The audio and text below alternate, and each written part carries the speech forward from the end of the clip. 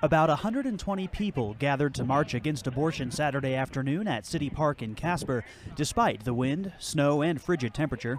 Two women who had abortions told their stories and urged others who may find themselves considering abortion to make a different choice.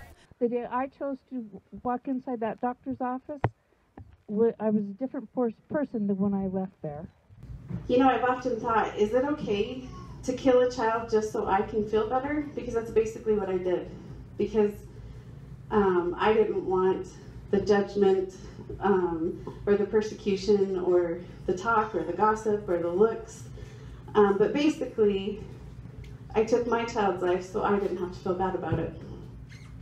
Monday marks the 45th anniversary of Roe v. Wade, the landmark U.S. Supreme Court case which affirmed the right of women to have an abortion. The purpose of today's event is really an anniversary. It happens every year since 1973 that we have a March for Life because we disagree with the Supreme Court decision made in Roe v. Wade. But it was 5 people in 1973 who totally upended our country's constitutional law and declared this right to abortion, nullifying state laws. Since that decision, 60 million children have lost their lives. Another woman who spoke at Saturday's gathering was Aimee Kidd. She has previously criticized the Casper Police Department's handling of sexual assault investigations and says she became pregnant as the result of rape, which led her to consider having an abortion. And I went home and I sobbed and I barely slept, and the next morning I woke up because I had to go to work. And my friend was going to help me work that day, and through sobs, I told her what happened, and I told her I was pregnant from rape. And she hugged me and she said, "Aimee, I see the mother that you are to your already 5 children, and I know that it would kill you. A piece of you would die, and you will never be the same if you abort this child." And I just needed to hear it was okay. It was okay to love the baby growing inside of me, despite how she was conceived.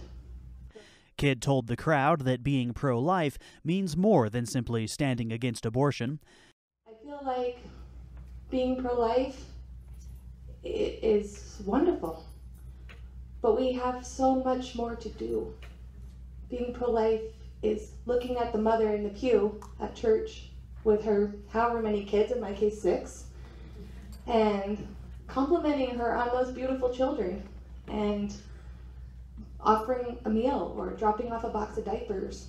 About an hour earlier, and just a few blocks away, hundreds of people gathered to march and rally against sexual assault in what was called the Women's March on Wyoming.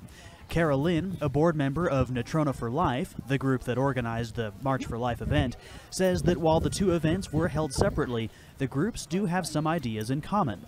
Women are women, men are men. Women are always concerned about issues that affect them personally. And although some women believe that abortion is the right answer when a crisis happens, others believe that, you know, there's a better, different solution that would be better. We all face that crisis. We all have that common experience. And I think that we have far more in common than we have that's not in common. And what Aimee pointed out is that when her time of need came and her time of crisis came, somebody was there for her. And that's really our message to those who believe that abortion is the better way or that it should be an option or a right. We just believe it always brings heartache and shame and pain, and that's what we want to work against. We want love and embracing people and helping them. Reporting from Casper, I'm Nick Learned.